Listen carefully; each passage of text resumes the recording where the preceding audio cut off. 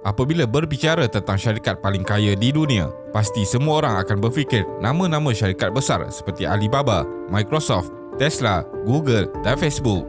Namun begitu, sebenarnya terdapat beberapa syarikat yang lebih kaya daripada nama tersebut dalam sejarah dunia. Malahan, ada beberapa syarikat tersebut yang terus bertahan sehingga ke hari ini kerana inovasi dan iktizam mereka dalam mengeluarkan produk yang berkualiti tinggi.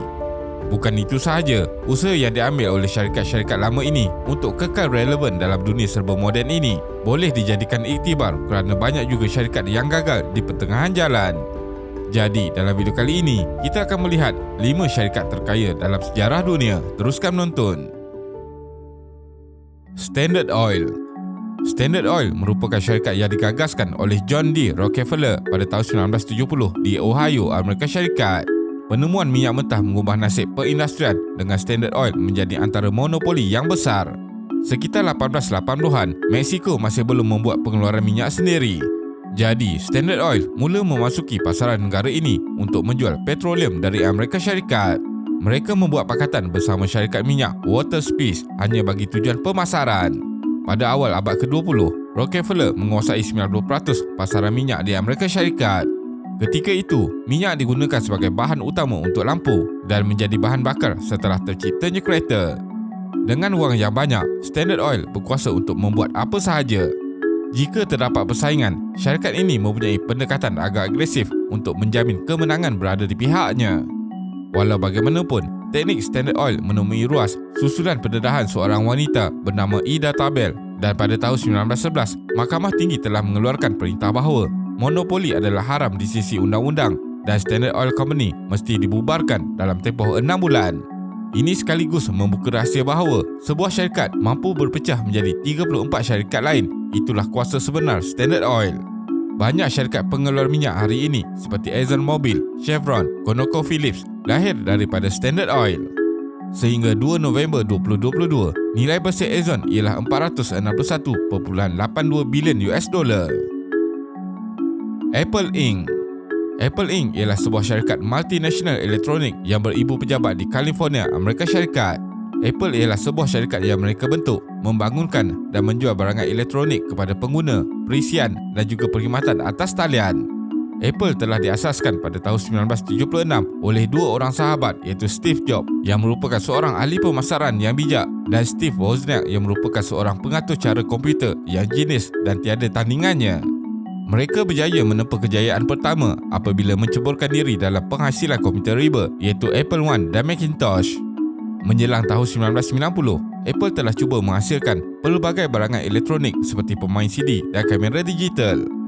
Ramai yang tidak tahu yang syarikat Apple sebenarnya pernah hampir muflis pada tahun 1993 apabila inovasi dalam penghasilan Apple Newton menemui kegagalan.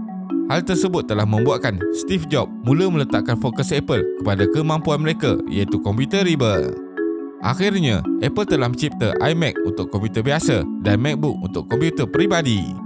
Selepas itu, Apple telah mengeluarkan produk yang mengejutkan dunia iaitu iPod yang boleh menyimpan begitu banyak lagu dalam satu peranti pada masa tersebut. Pengenalan iPhone seterusnya oleh Steve Jobs telah mengubah dunia pada ketika itu sehingga mengejutkan beberapa kuasa besar dalam pasaran telefon bimbit dan telefon pintar.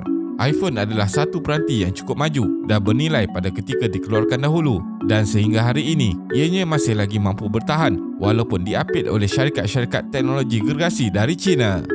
Kini dengan nilai melebihi 2.65 trilion US dollar, Apple Inc. telah dinobatkan sebagai syarikat paling kaya di dunia pada tahun 2022 menurut laporan yang dikeluarkan oleh Market Cap 2022. Saudi Aramco.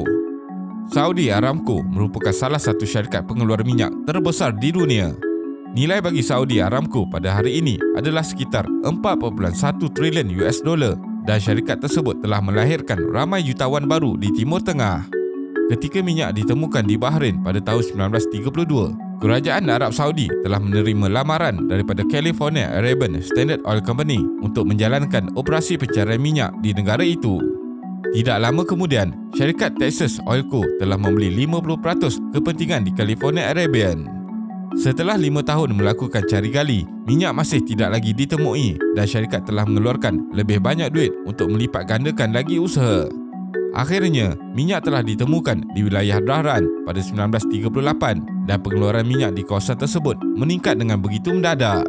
Syarikat itu menukar nama kepada Arabian American Oil Co. Aramco pada 1944 dan terpaksa berkongsi separuh keuntungan dengan Arab Saudi. Arab Saudi juga telah mengeluarkan sejumlah wang bagi memilik negarakan Aramco.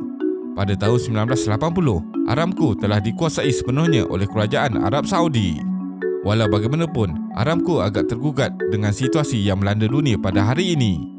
Pada awal tahun 2018, telah berlaku perang minyak di antara negara-negara APEC dan Rusia, lantas menyebabkan harga minyak turun mendadak. Belum pun sempat harga minyak untuk pulih setelah perang minyak ditamatkan, virus COVID-19 pula datang melanda dunia. Hal ini telah menyebabkan harga minyak sekali lagi jatuh kerana kekurangan penggunaan minyak apabila perintah berkurung dilakukan di seluruh dunia. Mungkin Aramco sudah boleh berkira-kira untuk menceburi bidang lain seperti teknologi dan telekomunikasi. The Mississippi Company. Syarikat ini bermula apabila seorang ahli ekonomi Scotland iaitu John Law telah meyakinkan Raja Perancis untuk membangunkan Bank General Private bagi membiayai perdagangan The Mississippi Company di Amerika. Dalam masa 2 tahun sahaja, syarikat itu telah membeli beberapa syarikat perkapalan yang lain bagi memonopoli laluan perdagangan dunia. Syarikat Law juga tidak lama kemudian memonopoli tembakau Perancis dan perdagangan hamba Afrika. Beliau juga mengambil alih kutipan cukai Perancis dan sebenarnya beliau mengawal kedua-dua perdagangan luar negara dan kewangannya. Bagi membiayai rancangan ini, Mississippi Company telah diletakkan di bawah kawalan Bank General sebelum bertukar menjadi Bank Royal. Sejak itu, Law terus menghantar tahanan untuk bekerja dengan Mississippi Company sebagai pelaburan yang menjanjikan pulangan besar. Walau bagaimanapun, kaedah itu hanya bertahan 4 tahun sahaja sebelum ianya merosot dan Law melarikan diri ke London serta Venice. Akibatnya, syarikat itu terus jatuh dan tidak mampu lagi bangun sehingga ke hari ini. Hari ini, The Mississippi Company bernilai sekitar 6.8 triliun US dollar dengan kiraan moden. Syarikat Hindia Timur Belanda. Syarikat Hindia Timur Belanda atau lebih dikenali sebagai VOC bernilai sekitar 7.9 triliun US dollar pada tahun 2021. VOC telah ditubuhkan pada tahun 1602 dan berjaya menjadi sebuah syarikat yang mendominasi dunia 400 tahun sebelum syarikat lain melakukannya. Ia bermula sebagai sebuah syarikat perkapalan dan terus berkembang dengan memonopoli segala aspek perdagangan daripada pengeluaran kepada jualan pengguna selama 21 tahun di Belanda. Dalam masa yang sama, VOC juga mengekalkan jejak besar dalam industri perkapalan sehingga lebih 100 tahun lamanya. Walaupun begitu, kejayaan yang dicapai oleh VOC ini dikaitkan dengan pelbagai isu hak asasi apabila mereka mengeksploitasikan pekerja dan mengaut banyak keuntungan daripada perdagangan hamba. Hal ini boleh dilihat ketika VOC mentadbir Pulau Jawa apabila ramai pekerja tidak diberikan gaji setimpal dengan apa yang mereka buat. Tindakan kejam Belanda telah menyebabkan ramai penduduk Pulau Jawa keluar menuju ke Tanah Melayu bagi mencari kawasan baru. Tetapi, VOC merupakan satu syarikat gergasi yang menggerakkan ekonomi dunia. VOC juga merupakan satu-satunya syarikat yang dimiliki armada laut dan tanah jajahan sendiri, bahkan boleh berperang dengan beberapa kerajaan di rantau Kepulauan Melayu. Ianya merupakan prestasi yang mengagumkan buat syarikat persendirian yang mungkin tidak mampu dicapai lagi pada hari ini. Kesimpulannya, pakar kewangan telah menggunakan pelbagai metrik yang berbeza untuk mengetahui nilai sesuatu syarikat dan lazimnya, satu parameter popular yang sering digunakan adalah berdasarkan pemodalan pasaran yang biasanya dirujuk dalam terminologi pasaran saham. Syarikat-syarikat yang disenaraikan ini telah memberikan impak yang besar dalam peredaran ekonomi dunia dan kini lebih banyak syarikat-syarikat besar yang menjadi pesaing utama dalam mendepani cabaran ekonomi dunia yang tidak menentu ini. Terima kasih kerana menonton dan jangan lupa subscribe. Jumpa lagi.